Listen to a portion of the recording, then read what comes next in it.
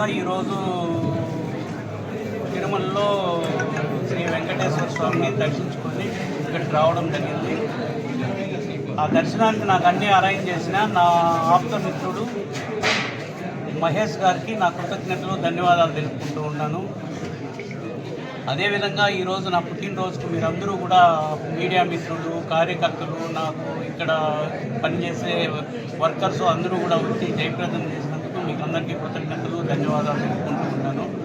నా పుట్టినరోజు రోజు ఈ ఇంటి దగ్గర ఈరోజు పుట్టినరోజు జరుపుకోవడానికి ఒక కారణం కూడా ఉంది. అదేమంటే ఈ పుట్టినరోజు రోజు నేను అందరికీ కూడా ఏదో కేకే కాదు దేవుని ప్రసాదం ఇస్తూ ఎప్పుడూ కూడా ఇలాగే ఇస్తూనే బ్రతకాలని, మా వంశాంకరం ఉండేంత వరకు కూడా ఈ ఇంటి దగ్గర మేము ఒకరికి పెడుతూనే బ్రతకాలని, ఒకరు ఏమీ లాక్కోకుండా ఈ కాంపౌండ్లోకి కనీసం ఆకలి అయ్యే వాళ్ళు ఆ కాంపౌండ్ లేకపోతే మాకు కడుపు నింపుతారు, అన్నం పెడతారు అనే పేరు ప్రజల్లో ఆ నమ్మకం కలగాలని ఆ భగవంతుని కోరుకున్నాను.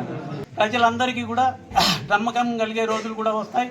అదేవిధంగా నేనే కాదు, నా కొడుకు, నా మనవడు, మా వంశాంకరం ఉండేంత వరకు కూడా ఈ కాంపౌండ్లో ఎవరు కన్నీటితో వచ్చినా కూడా వాళ్ళ కన్నీళ్లు తుడిచి పంపించే బాధ్యత తీసుకోవాలని మేము తీసుకుంటామని, దానికి అండా కావాల్సిన ధైర్యము, ధారాళము, ధనము అన్నీ కూడా మాకు ప్రసాదించాలని ఆ తిరుపతి వెంకటేశ్వర స్వామిని కోరుకొని ఇక్కడికి రావడం జరిగింది.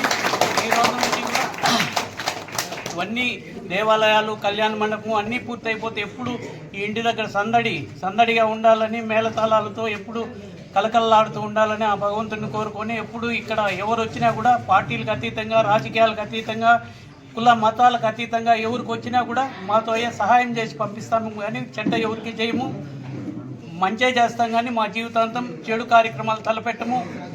రాజకీయాలు ఉన్ని లేకపోని రాజకీయాలతో నాకు పని లేదు. బాధ అని వచ్చిన సహాయం చేయడమే నా జీవిత లక్ష్యము.